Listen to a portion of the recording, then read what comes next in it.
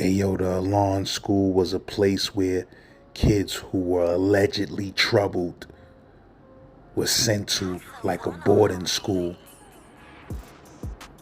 when in all actuality, it was a place where a lot of kids was tortured, humiliated, taught self-hatred, taught evil, taught self-doubt, forced to fight,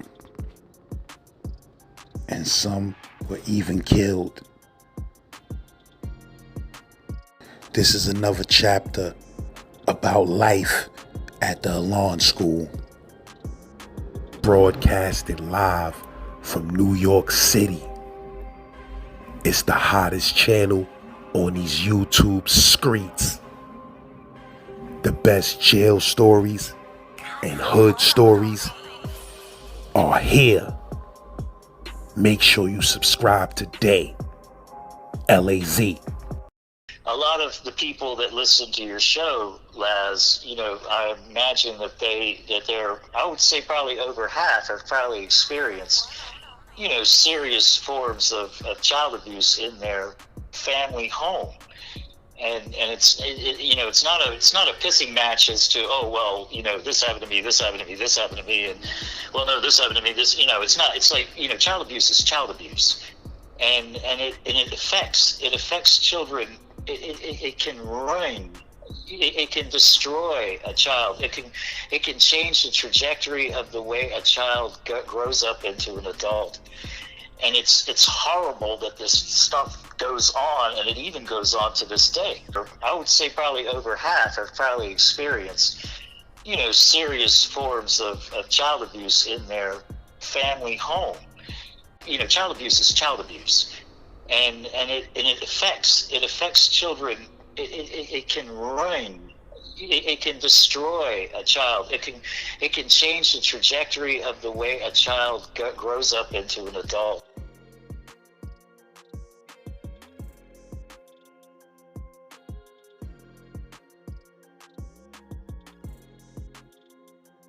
Let's just talk about the day that those people actually showed up.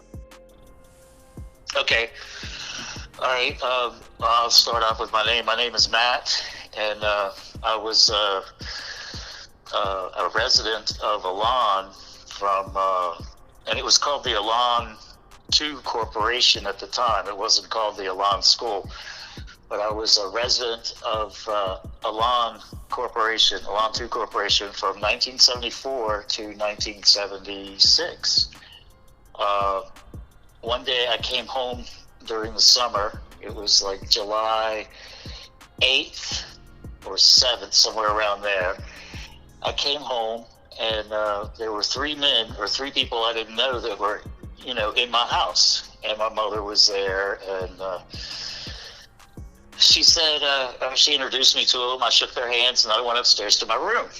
And then one of these fellas followed me upstairs, and I was like, okay, what's going on? And said, well, we're here to take you to a school in Maine. Okay, that's what I was told. So I'm a kid, I'm 15 and a half years old, and I'm thinking, well, okay. All of them were at least, like, I don't know, maybe 6 feet tall. There was Ed D, Kent T, and the bodybuilder, Peter S. And Peter S. was a 31-year-old, later to find out, serious heroin addict. He had tracks up and down his legs as well as his arms, for those of you who know what tracks are. He was one of the counselors? No. He was a resident. See, they sent down 3 residents, but they were like the biggest men that they had, I guess, at the time. Because Peter Shattuck was a huge dude. He was a PE instructor at a school in a town in Massachusetts. And so I'm like, okay, all right, well, whatever. Do I need anything? No, you don't need anything. You just need to come with us. So they came down in an orange and white Suburban. It was kind of a beat, it was a Chevrolet Suburban, but it was kind of a beater. It wasn't a real nice looking vehicle. and they started asking me like, what did you do to your father? And I'm like, what are you talking about? I mean, I had no clue what they were talking about. And they said, well, your father, right in front of Joe Richie, who you'll meet, he was the founder of the Elan program. They said that in front of me and in front of Ed and in front of Kat, he told Joe that you were 6'5" and weighed 250 pounds. Now, I'm 66 years old right now, and I've never been 6'5". I'm barely 5'11". And at the time, I probably weighed maybe 120 pounds soaking wet, and I was only about maybe 5'8", 5'6", somewhere around there, you know. So this is coming up from Virginia, so it's a good trek, you know. It's about an 18, 19-hour drive. And, you know, they kept asking me this over and over, and I was like, you know, and then finally they just dropped it. And so when I get there, I'm told to go over and see Dr. Davidson. And Dr. Davidson was the man who held the license that Alain worked under. He was a medical doctor, and he was what the state of Maine, you know, said was valid, that, you know, Alain could exist under his license, under his medical license. And I went in his office. I was directed to there. I went in his office, and he asked me, do you know why you're here? And he was also a psychiatrist. And I was like, no. And he said, okay, fine, go outside. So I sat outside the building, the office complex area, and I sat there. And then eventually some resident came over and said, hey, man, you need to come back to the house. Now, the house was the literal term given to all the people that were in there. You know, house goes to the dining room, house called for general meeting, which I'll explain later. House in the dining room for dinner, house in the dining room for lunch. You know, the house. You moved as the house. We were called residents back then. We weren't students. We weren't, and they told us that we were residents because we weren't inmates and we weren't mental patients. But I tell you, it was quite the eye-opening thing, because at first they kind of slowly let me get oriented to it, and then the next thing I know, I'm watching, you know, people doing things to each other that were just, oh golly, including myself, that, you know, being told to do this to that person. And I think it was Ann Hirschfield. She's now dead, so I can mention her name. Very beautiful woman, statuesque beauty of a woman. And she was getting a general meeting, and she was getting yelled and screamed at and all this. And she started, you know, she had a little bit of an attitude of sorts. And so they decided to give her a little bit of electric sauce. And electric sauce was used quite a bit back in those days, along with the boxing ring, and we'll talk about that, and all the other things that went on during this time. And the reason I want to talk about this time of Elan, or this period of Elan, is because it went from basically 74 to probably about 1988 or 89, then they had to moderate. But it was very different than what Joe Nobody, you know, describes and talks about. And I'm not putting down what Joe went through, because I know what he went through, you know, the ends justify the means, that, yeah, it was twisted for him. They just had to moderate it a little bit. And, you know, Joe's an awesome artist. I mean, he made that graphic novel, and he's a friend of mine. And I'm not belittling anything at all, but we talk about what we know. All right. And I don't know his time. So that's why he speaks for his time. I need to speak about my time. All right. Because my time was very different than what Joe described in his graphic novel. And don't get me wrong, I'm not belittling that at all. It's his truth, you know, and I understand it. And I know why they did things the way they did. And I know, it was just bizarre. But let's get back to Alain. Okay, the history. Right quick, shout out Let me shout out to the brother Joe Nobody who came on the Yeah, channel. If you didn't check out his story is on the channel about his time at the Elan School. And yeah, he's this is a awesome, follow. awesome, Yeah, awesome. dude, crazy Patreon page. Go check his Patreon. Go check his story. Get his graphic novel. And Yeah, just shout out awesome. to the bro. But you know, Uh, this is how I connected with you, Matt. yeah, From you leaving a comment on Joe's story, and I reached out to you. yeah, because he called me. He said I was the. He said he called me the immortal. And there's another friend of ours that he has a name for him too, and I haven't really talked to that friend as that much lately because I've had a lot of things going on in my life. But yeah, I will tell you, Joe is an awesome artist. His graphic novel is just something to behold. It's beautiful about a very painful situation. I can just use my words because I can't draw like that. So and our story from that time period hasn't been told. And they say, oh, there were horror stories and stuff. No, they were serious things that went down on children, that hurt children, and I want to get into that. But I wanted to talk briefly about Alain. And you were saying about the electric source. Oh, yes. Oh, yeah. Electric sauce. Well, this is one of the things, which is part of Alain. Electric sauce was the Hobart mixer, which is an industrial-sized mixer. You can make bread with it, pizza dough. You can make mashed potatoes with it. You can, it's a large bowl on this mixer.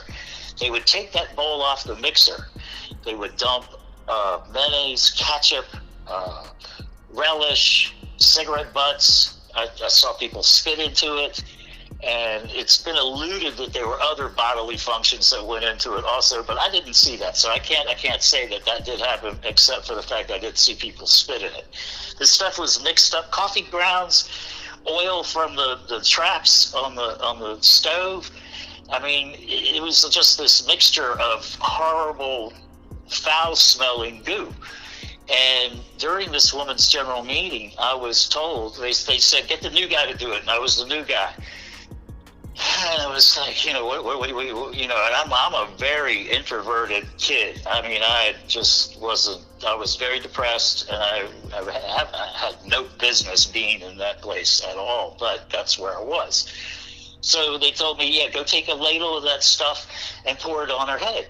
And I was like, I'm thinking you're kidding me. And the fellow running the general meeting was Jeffrey Gottlieb. And, he was an interesting character. Many things to talk about him later on, but he kind of walked around, like he was, his elbow was bent and his hand kind of dangled, and he smoked cigarettes. And we kind of thought of him as being sort of blousy, if you will. And he asked me, he said, "Do you know why you're doing this?" And I'm like, I had no clue why. I'm just like, no. And he just told me, he said, it's because she thinks she's better than us. And so I did it, and then it was done deal. She shot down. What they made you pick up the bowl? No. Take a number 10 ladle, a big ladle. Almost like the size you would use to fill a soup bowl with, a large soup bowl with soup. And that was the number 10 ladle to carry over and drop this stuff right on top of her head. And at the time, the house. What did she do when you poured it on her head? She couldn't do anything. She had to stand there and basically take it. I mean, that's because if anything had happened, then it would have been a little bit worse for her. People would react, then you could get the boxing ring. Or you could get slammed up against the wall hard, like very hard. You could get spit on while people are screaming at you. The general meeting, I really need to get into that later on, but it evolved into just a horror show for the person receiving it. And there were a lot of times that people's faces looked like glazed donuts when they after their general meeting. I mean, I'm not kidding, and boxing rings and all this stuff. But anyway, let me get back to Alain. Alain was Joe Ritchie's. Okay, he was a violent street thug from New York City. Okay, from what I understand, he wasn't a junkie, and his family didn't think of himself as a junkie either. He was just a hoodlum, and he got caught burglarizing or robbing a mail truck. When he got in front of the judge, he told the judge that he had an addiction problem, and he wanted to know if he could go to treatment to try to, escape, getting put in prison. And the story be told that he got his wish, and he got sent to the Meridian House. Meridian House was pretty much a direct descendant of a spin-off from Synanon, which was a cult that was started by Charles Dietrich in 1959 in Santa Monica, California. It is also believed to be like the mother of all of these abusive treatment centers. They had head shaving. They also had the game, and the game was basically what encounter groups were. It was what the general meeting was. It was the whole deal of that. That was.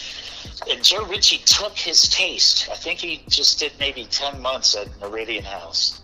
And he told us at Meridian House they would make people wear signs and make people wear diapers. Well, that happened at Alain. Except Joe Ritchie had a violent mentality, and he coupled that with the Synanon deal, which he created a Synanon on steroids. And what he brought to it was the boxing ring. The boxing ring was only supposed to be used if someone broke a cardinal rule of the no violence of any kind thing. There were 3 cardinal rules: no sex, no drugs, and no violence of any kind. And the boxing ring was, you would go in, and it'd be 3-minute rounds. You'd have a round, and it would be over in 3 minutes. Then a fresh person would step in. Another 3 minutes. Then another person would step in fresh. Okay, so you got a beat down, all right? There were times, there's so many things I could talk about the ring because so many people got hurt by that place. And they eventually did kill a person. They killed Philip Williams Jr. Back in 1982 in December. I believe it was December 27th was when he was officially pronounced dead, but there's another witness that said, no, he died a few days before the day he got that beat down because they put him on life support and they kept him alive until his father showed up, which is it's a very interesting story. His father was in prison. It's just in Maine. Philip was a ward of the state of Maine through no fault of his own, all right? And he got placed in Elan. And basically his death was swept under the carpet. It was hidden.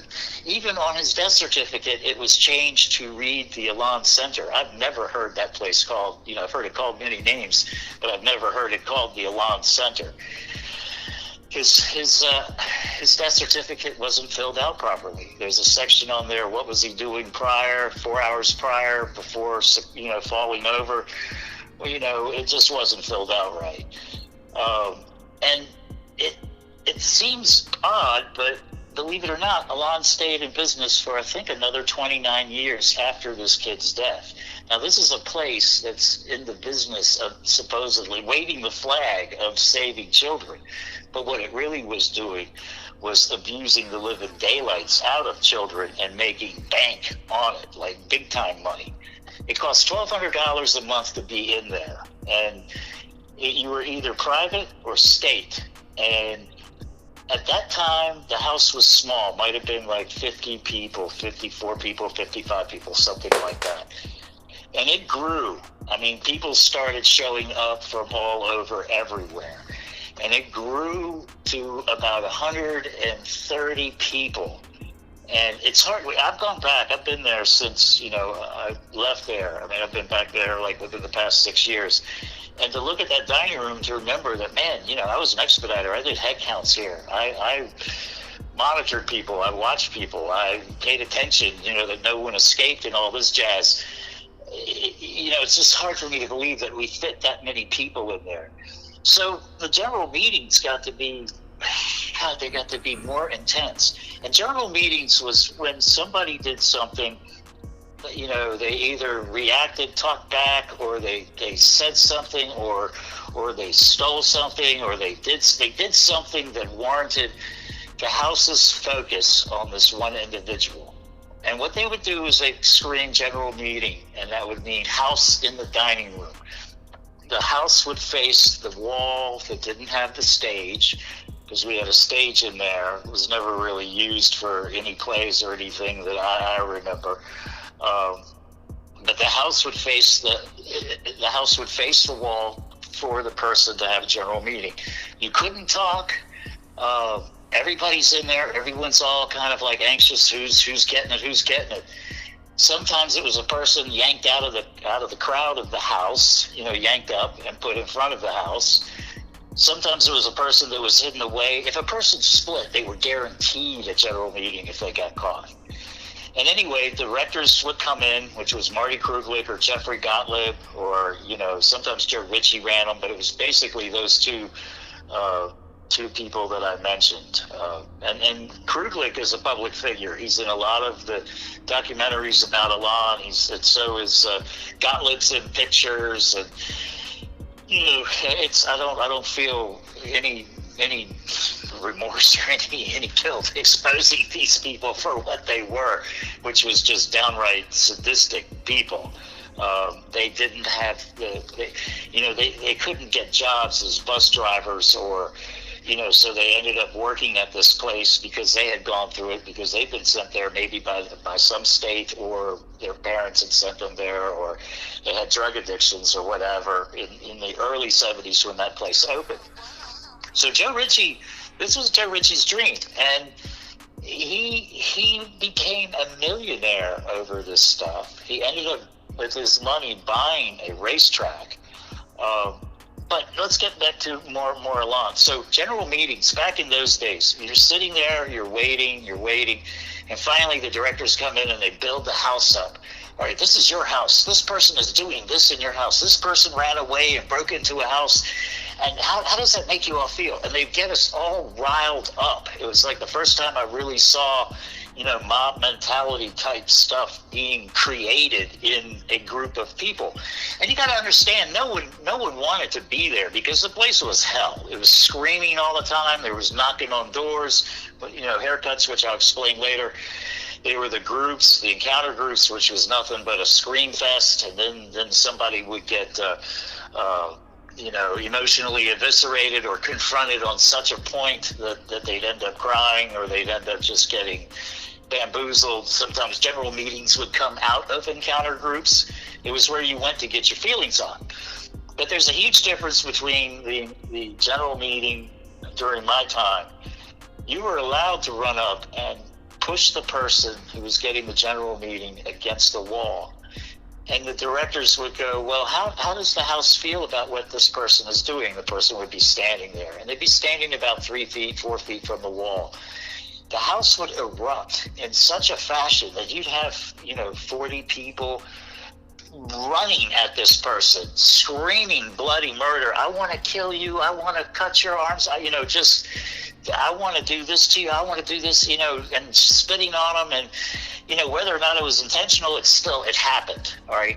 At the same time, they're getting slammed hard against that dining room wall, which was tongue and groove, 5-inch tongue and groove, pine, knotty pine material, like 5/4 board, but not as, it was 3/4 inch, knotty pine. It wasn't 5/4 board. That's decking board. So that was the general meeting. Now, Joe talks about it as, a broomstick was put down 6 feet in front of the person, and you could only go up that far, to yell at the person. You had to stay on this side of the broomstick. And, that's a huge difference. I mean, I'm watching hands-on violence. I'm watching people just going, bonkers, just screaming at, and it's large numbers of people. And I had a general meeting. I had 4 general meetings, which we'll talk about later on. And it's really surreal when you're the one receiving the general meeting, because you have this ocean of faces just going off. And it's weird. It's like it gets blurry, because not so much from the spit, but just from you can't, it's hard to focus on any one person. It's just like this mob just in front of your face, and it's quite scary. Sometimes during general, and they got graphic. I mean, the women got general meetings as well as the men. And when I say men and women, at that time, they were bringing kids into. What would they do if a kid refused to participate in the general meeting? Like if a kid said, "I don't want to yell at that kid. I'm not yelling at him. I'm just going to sit down and not do that." What would happen to that kid? Well, it depended. I mean, if it was something that got noticed, they would get haircuts for that. They would get told that, listen, if you don't start participating, this stuff is going to be visited upon you. You had no choice. It was coercion. This place operated on coercion, fear, violence, and just. And what you said, the youngest kid that was there was how old? Oh, well, there was one in my house who was 12 years old. There was a girl who was there, and her name is Mary O'Brien. She's in our film, and I definitely can talk about her because she's a public figure. She was in our film. She survived. She was a very interesting woman. I mean, she's a woman now. She was a girl then, and I was a kid. I was a boy. I mean, we were young. But they mixed adults with kids, with children. And it was quite bizarre. I mean, you had adults, you had a lot of children come in there from, broken homes. They were either truant, or they ran away a lot. They ended up in the system. Then the state sent them there. Because supposedly Elan had such a great reputation for saving children. But see, Elan was so new back in those days that there was no study that it was doing good. It was just a place where you could send a child that, the state or someone considered to be a problem child. They were people who were survivors of the Holocaust. Okay, they had their children in there because the kid may have gotten a little bratty with him or something, and this is a Holocaust survivor, and they're saying like, you ain't gonna know. And then they knew that they wouldn't kill their child, but they wanted their child to experience, And sometimes kids got involved with drugs at a very early age. I had smoked pot, but my deal was I was depressed. I mean, I had been learned hopelessness by my father. I mean, he worked me good, but that's neither here nor there, because a lot of the people that listen to your show, Laz, I imagine that they're, I would say probably over half have probably experienced, serious forms of child abuse in their family home. And it's not a pissing match as to, this happened to me, this happened to me, this happened to me, and well, no, this happened to me, this, it's not. It's like, child abuse is child abuse, and it affects children. It can ruin, it can destroy a child. It can change the trajectory of the way a child grows up into an adult. And it's horrible that this stuff goes on, and it even goes on to this day. Well, needless to say, I'm watching people getting beat up in the ring. I'm watching general meetings. I'm just like getting more depressed and more depressed and more depressed. How was it your first night there though? Like, how was it your first night having to sleep in that spot? Like, where did they make you sleep? Oh, I was in a fella's bed that had gone on a 2-week visit with his parents that had gone home for 2 weeks. And I was in, they did head counts. So I had a great big bed to sleep in, but it was kind of like my housemates were kind of odd, I would say. I mean, it was just, there was some weirdness going on, and it just wasn't, where it was at. You know what I mean? It was, but I don't know, at first, because they kind of shielded me at first as to what was really going on. You went through this period called orientation. And, there wasn't that much screaming. You didn't knock on doors. You didn't have haircuts yet. You didn't really participate in groups. You kind of just hung out and related, talked to people. You just talked to people. And, there were some phenomenal people there. There were artists there. There were musicians there. But Alain had a way of crushing crushing people's dreams. You know, if you were a musician, they would, you know, if you came in and you said, yeah, I can play guitar, or I'm this or that or whatever, they would get you to get up on a stage, or, you know, on the stage. It's rare times that this happened. And they get you to play a song that you enjoyed playing. And then they would get this other fellow, Steve F., man. He was a jazz frickin' guitarist from hell. He was good. And he would get up there and he would just make that person turn red in the face with what he could do on the guitar. And then they would say, well, see, look at Steve. Steve doesn't even think he can make it as a guitarist. Why do you think you can make it as a guitarist? You know, only 1 out of 100,000 people that play guitar make it as a guitarist. So they were into shattering dreams. They were into breaking you down. But the problem with Elan was that these miscreants had no idea how to build you back up. And so I'm there a month, okay? Like I said, I'm watching all this stuff fly around, and it's kind of like a bizarre tornado of violence and screaming and yelling and people madly scrubbing floors and, you know, GIing, you know, that was the term used to clean, you know, it's a military term to GI something. I forget what it means right now, but it's something instruction, general instructions. It's something weird like that. But there was this lady there, or girl. She was maybe 16. She was strict. She was on her way out, and she had mentioned that she had attempted suicide when she was in a state adolescent center in I think Connecticut was where she was from. And she attempted suicide by drinking a bottle of Quell shampoo. And I was thinking suicide. I was like, man, yes, you know, because Elan billed itself as the boot camp of life. And, you know, I had kind of, you know, people who went through what I went through in their childhoods, you know, you think, well, if this is what life is all about, then I made the decision. I don't want to be part of this because I'd rather take my chances on the other side. And so I found a bottle of Quell shampoo, flea and tick shampoo, and I took it down to the dorm and I stashed it. And I was on the kitchen crew, which meant that I could go down to the dorm a half hour early because I was making breakfast the next day. So I got down there a half hour early. I chugged as much of that shampoo as I possibly could, and I think I drank at least half, if not more, of that bottle. I climbed into the top bunk and proceeded to go to sleep. And then the next thing, I'm kind of, you know, the house has been sent to bed. People are, you know, milling about, or I mean, I'm not even aware of this, but I'm aware of being carried to a car, and that I'm aware of being rushed to a doctor's office in Paris, Maine, which was the closest place. And they put something up my butt, and I remember hearing that, you know, well, he'll never be, he'll you know, he won't be right after this.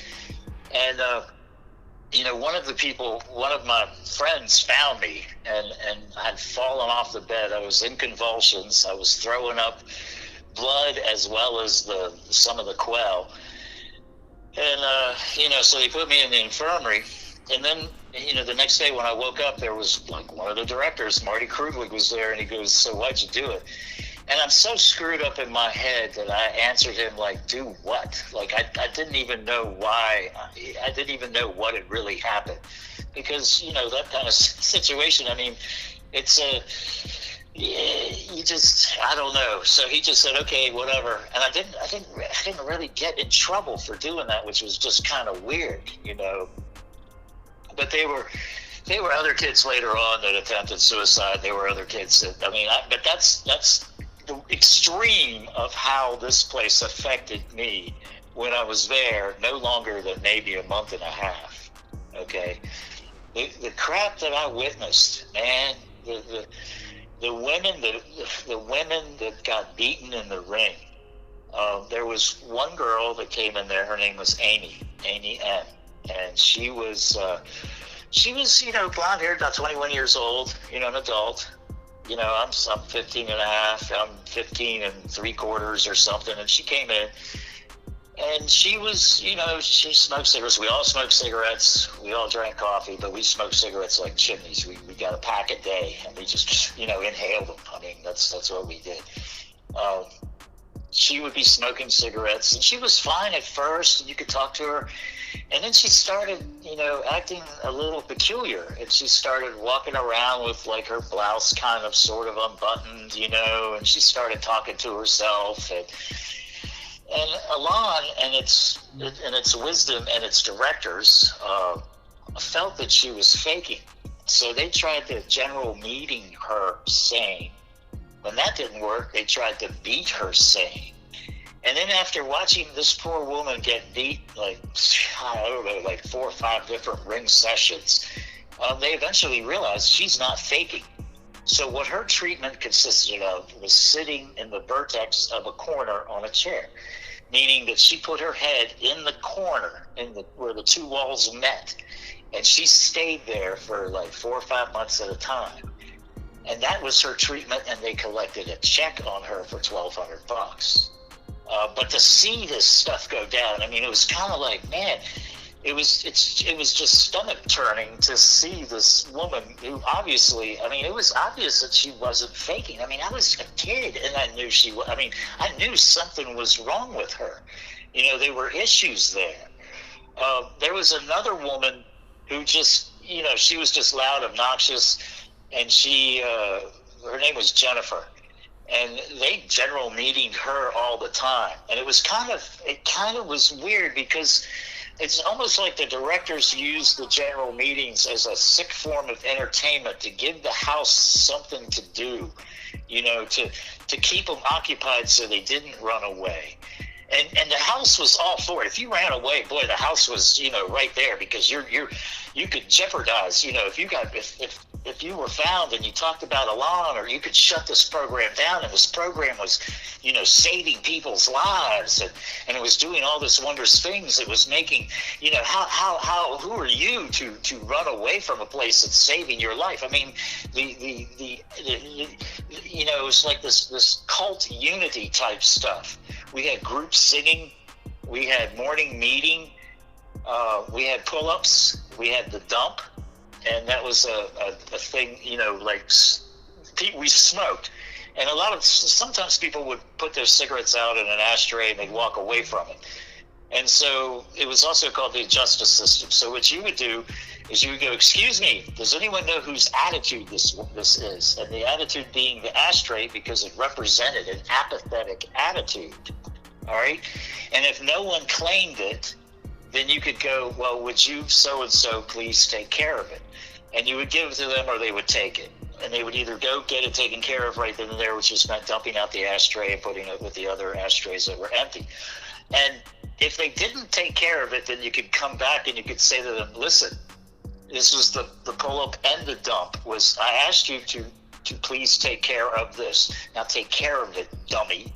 And that was the dump. That was the little incentive of like, you're being a dummy by not, you could do that. You could dump on people.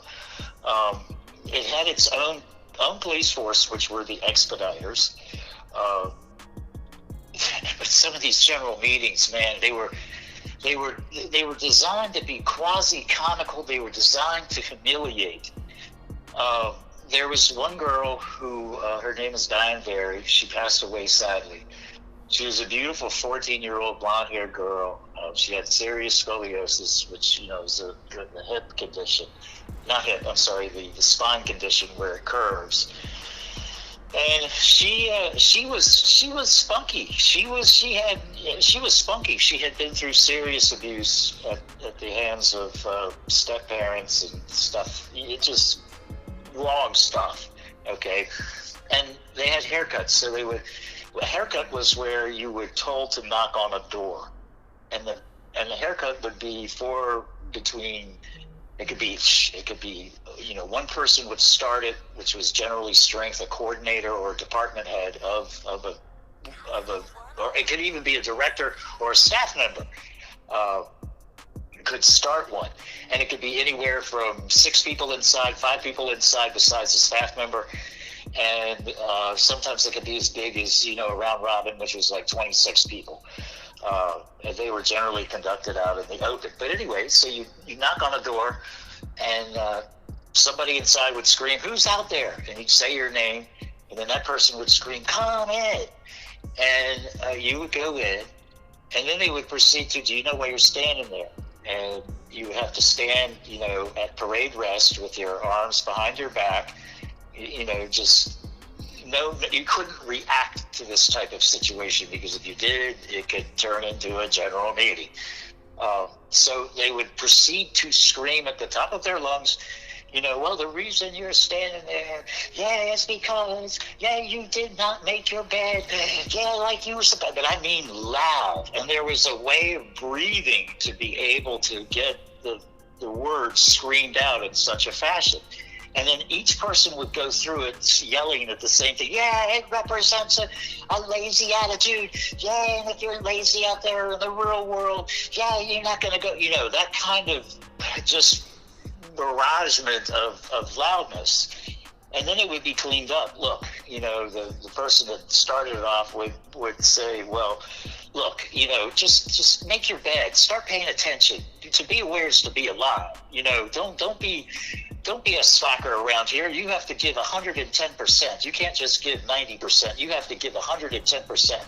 And then, now get out of here." And you'd leave. Well, with Diane, which, I mean, the girl was just something else.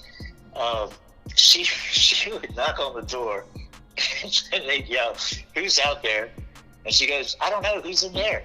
You know, and eventually it got to the point to where they made her crawl on her stomach to knock on the door. It got worse, and it got worse, and then eventually she started getting general meetings that were just from another planet. She got the electric sauce. She had to sing, I think it was Billy Jack's song, "Seasons of the Sun," or something. I may not have the person, but it was, "We had fun, we had seasons in the sun." I may not have the person who wrote it, but she had to sing that while she had a ladle full in one hand of the electric sauce. She's covered in electric sauce. She's standing in the Hobart mixer of electric sauce, and her other hand is filled with electric sauce. And she's being made to sing this. And it was just, and you're talking about maybe at this point when she came in, I think there was a good, you know, 80 to 90 people in the house, in this particular house. There were other houses that Joe Richie had in his Elan program, and they were progressively worse. There was the one in Waterford, which was Elan 4, then it got called Elan 2, and then 4 moved out to Parsonsfield, and Parsonsfield was the locked one. And there were locks on the windows in the Waterford house. And then there was another house that eventually got into it, but that's later on in my, because at one point, you know, the house was split up, you know, when it got to be 130 people. So another thing that happened to Diane, which, I mean, this stuff happened. It's in, you know, we have a movie called The Last Stop. I don't know, Laz, if you got a chance to see it. I kind of hope you did, because it's actually good. But it doesn't really carry the flavor of what me and my peers went through at the time. You know, it covers some stories, it covers the fire, it covers, you know, there was a fire in Sebago in one of the first houses, and it was ruled as electrical in nature, when in fact it was a resident that started the fire. But it turns out that the Standish fire marshal was a fellow by the name of Bob White, who's dead, Whiiate. He was also a minion. He was the maintenance guy for a lodge. And so people have got some pretty good stories about him.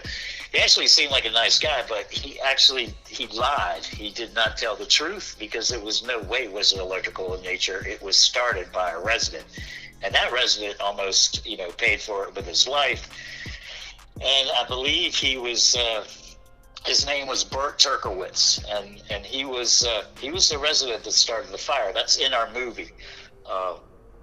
So Richie collected insurance money, which enabled him to buy this property in Poland Springs. And then he was able to acquire more children. And he he eventually realized that adults weren't going to tolerate this kind of abusive behavior. But children had no rights, so they could, we could do whatever to these children. And some of the things that happened to children, okay, so back to Diane Very. This was probably one of the sickest things I had ever seen. Well, it was sick. Martin Kruglich, a director, directed another adult, Ronnie Evans, which also became a assistant director on down the road. And then eventually I think he got fired. And I don't give a crap about talking about him at all. I mean, because of what this man did. And he was told and he was a resident at the time, a 21-year-old man. And he was told by, that Kruglich character, he was told by him to take tampons, dip them in ketchup, tie them to a string, and then tie them around Diane Very's head, as in a bizarre Cleopatra headdress. And this poor girl had to wear this for, I think, about 4 or 5 days before they eventually took it off. And I mean, humiliation is one way, coercion, humiliation, to try to change it. I mean, this place didn't, it was wrong. It was just outright freaking insane child abuse.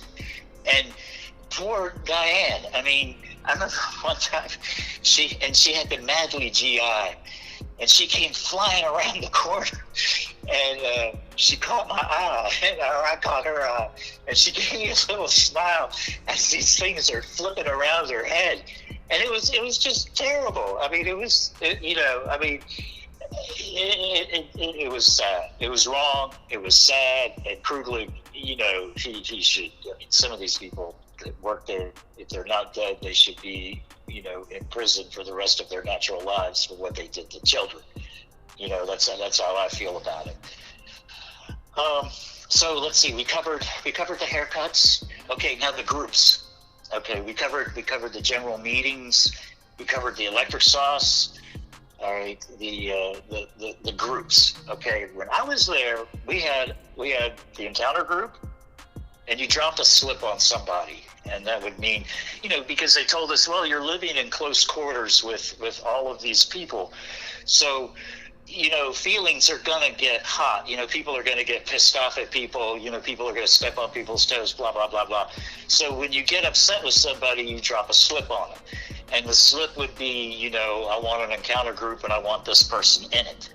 If you didn't drop slips, you just got put in an encounter group, and you prayed to God that it didn't focus on you. And people would get their feelings off, and meaning that they would scream at the top of their lungs just like they were having a general meeting, but they'd be in a large circle, and it could be anywhere from 20 people to 13 people to 8 people. I mean, the group varied in size. The bigger the group, the louder the yelling. And I mean, you heard things said that were just, I want to cut your tits off and put them on, use them as tobacco pouches. I mean, just vile shit to women, vile shit to men. I'd like to rip your arm off and beat you to death. Just get your feel, just yell and scream at the top of your freaking lungs. And then once everyone got their feelings off, then it would calm down. And the group leader would start the group was, any feelings? It'd be like this little cocky little kind of like, ha, any feelings? All right, get them off. And bang, it was on. The race was on. And then eventually, when you're screaming like that, you can only maintain it for maybe 5 minutes, 10 minutes tops. So there'd be some people, just milking it towards the very end, and, eventually would slough off until where, everyone got their feelings on. That was the encounter group. Now, these people did not have any sort of clinical training to work with children in any way, shape, or form, okay? They were delving into people's, the psychology they were using was basic, simple cause and effect, maybe a light Freudian type, lunacy. Well, and then in the encounter group, when you were being confronted, it would be, well, let me ask you a question. So how did you feel about that? And the person would say, well, I don't really have any feelings about it. And then they go like, well, let me ask you a different question. How did you feel about that?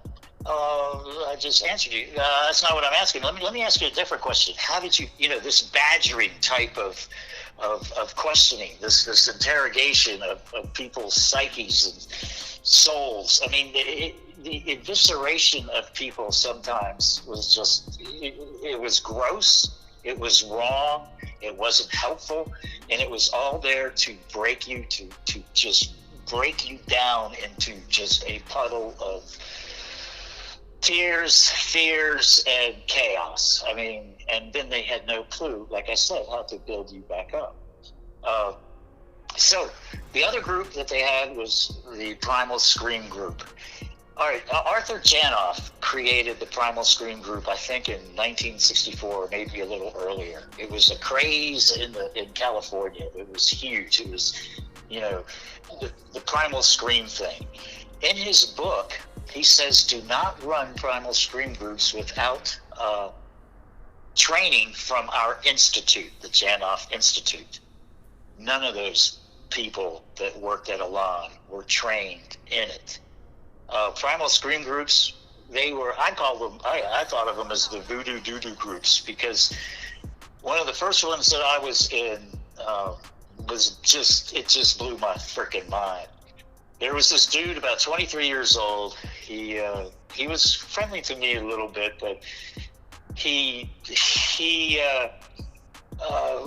wanted to work on something that I thought I'm a 15 3/4-year-old kid. I'm barely, I'm still a good ways away from 16.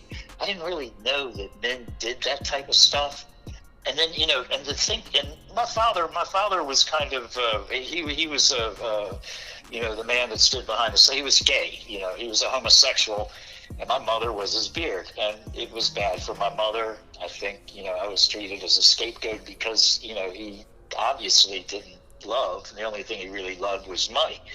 But anyway, so this man is being led in this group by Cheryl, the woman who mentioned about the Quell shampoo to me. And this is like, golly, man, this is before my Quell incident, my first Primal Scream group. I think I was there maybe 2 weeks. And she said they go around the room. How's everyone doing? It's a dark room. There's a candle lit. I mean, it's dark. It's black except for this candle.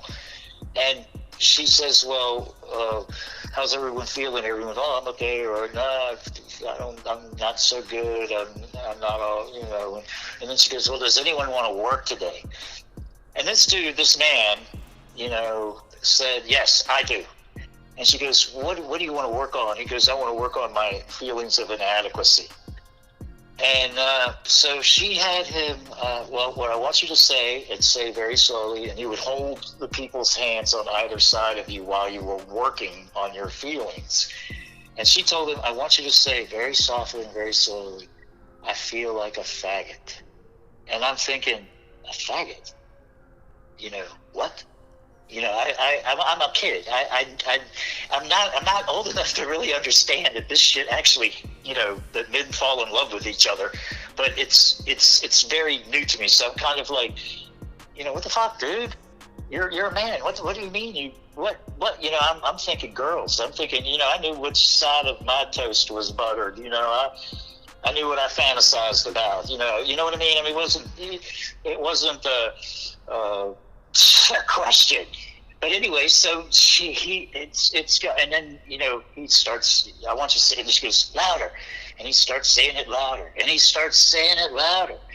And he starts saying it louder. And then at one point she's screaming at him, louder, feel it. And he is just going off. I feel like a faggot. And then she goes, I want you to scream. And then he just screamed, just as loud and as long and over and repeatedly. And I think she might have gotten up and reached out to him. I'm sitting there thinking like, holy shit, And then what was really kind of to me gross about that whole thing is that dude came up to me later and he said, well, what'd you think? And I told him, I said, man, I'm sorry you feel that way. And he goes, well, I wanted you in that group. And I was like, dude, man, you know, I was like, whoa, dude, you know, it was like, no, you know, it was like, I didn't really, from then on, I just stayed away from him because he just didn't seem, you know, I just didn't want anything to do with that. If you know, understand what I'm saying. Not that I'm a homophobe or anything, but it's just like I was a kid and this dude, it just seemed, it was wrong. You know, so that's what kids got subjected to. And that was the primal scream group. And you know, primal scream groups were okay because when you were in there, you were with, you know, 80, 90 people. You know, the house is growing, more people are coming in, people are splitting, they're getting brought back, they're general meetings. You don't really, it's hard for you to get close to people. So you do feel lonely. And, you know, primal scream groups were good to scream, you know, I feel lonely, you know, I feel lonely, I feel lonely. And then, you know, start bringing it up and getting louder and getting louder. And then, you know, the person running the group is, you know, get into it, feel it, you know, come on, scream, come on, say it, mean it, you know, and they're egging you on. And then eventually, so now I want you to scream, you know, and then, you know, the cleanup is, well, you know, everyone feels lonely. You know, it wasn't explained, you know, they weren't told like, well, I'm sorry you feel that way, you know, but people do feel lonely. Maybe if you start talking to people, maybe if you try to make some friends, maybe if you start relating, maybe if you get more involved in the house, maybe if you start, you know, putting yourself out there a little bit more, putting more of yourself into the pot. That was the whole thing.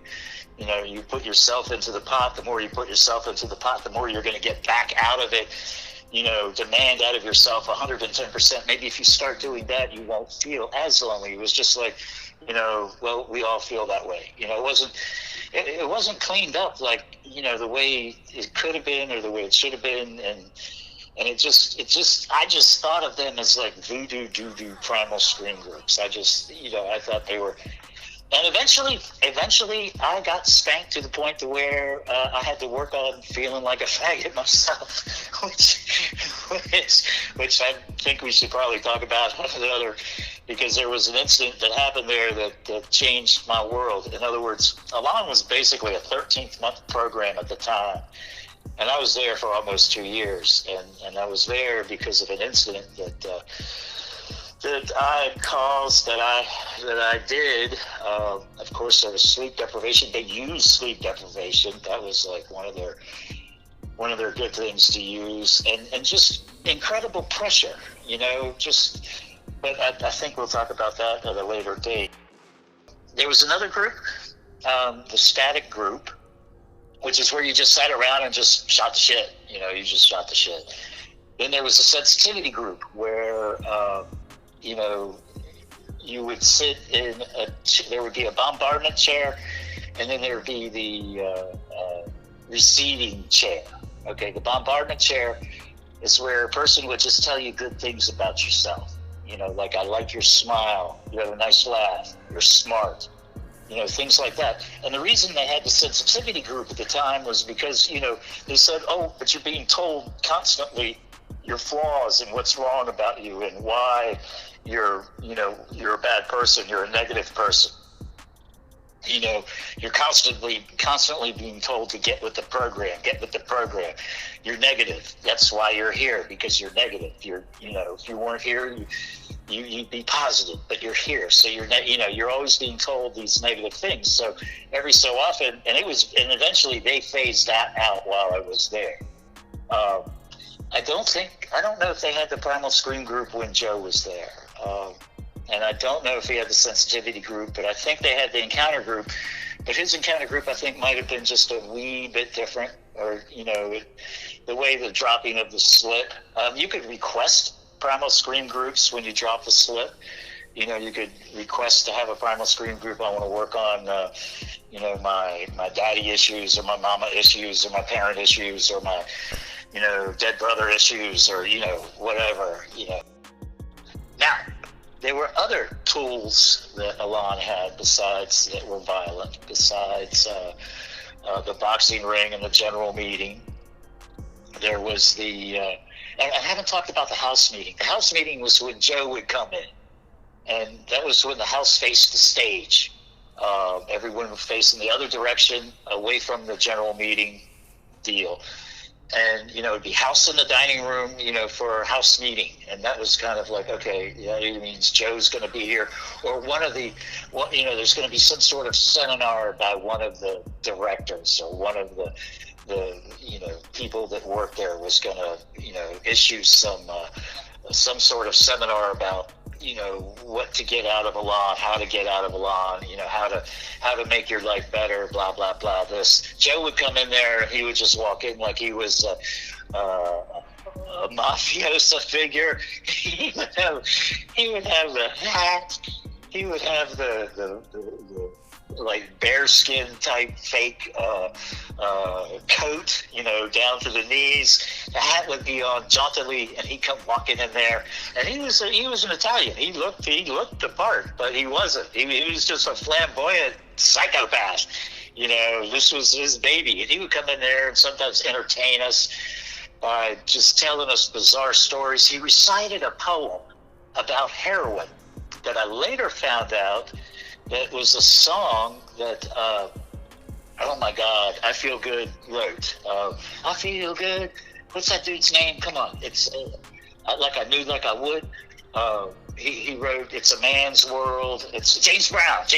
That's who it is. James Brown wrote a song about heroin a long, long, long time ago. Talking about King Heroin? King Heroin? The Horse I Ride, or yeah. It's a James Brown song. I didn't know that. I thought it was a jailhouse poets reciting. But anyway, Joe would recite this, and he would tell us stories about shooting dope with Frankie Valli, who was, supposedly he was buddies with. And every time I see Frankie Valli, he's still alive, I think, God damn, that son of a bitch shot dope with Joe. But then I also have to tell myself that Joe was a con man. He was a con artist, and he was a pathological liar. He didn't... there wasn't much about him that was true, except what he pushed forward, his false narrative. So I don't know if he shot dope with him or not, but he alluded to that. He alluded to people ODing and how they would dump them in dumpsters, and how they would shoot people up with salt, how they to try to bring them back, how they would just all kinds of crazy stuff. But he never admitted that he stole his program, that he stole it lock, stock, and barrel from Synanon, from Charles Dietrich. And because one person asked, there was an alcoholic there, Rand Rob, and he was an ancient, he was much older. And he asked him, he said, is this program based on Synanon? And Joe got just upset. I mean, he got, who said that? And, so Rand raised his hand, and so I did, and he goes, what the hell are you talking about? No, this is my program. This is not based on, but it's almost down to the language of Synanon. It's like, come on, Joe. But Joe's dead, so he died in 2001. But this was his creation, and we think that they processed probably about 11,000 children in that time period of close to 40 years. And out of that, Alain, some of these general meetings got so graphic as to what happened to people in prison. Like they would talk about the Hershey bar. If you found a Hershey bar on your pillow, you better be careful.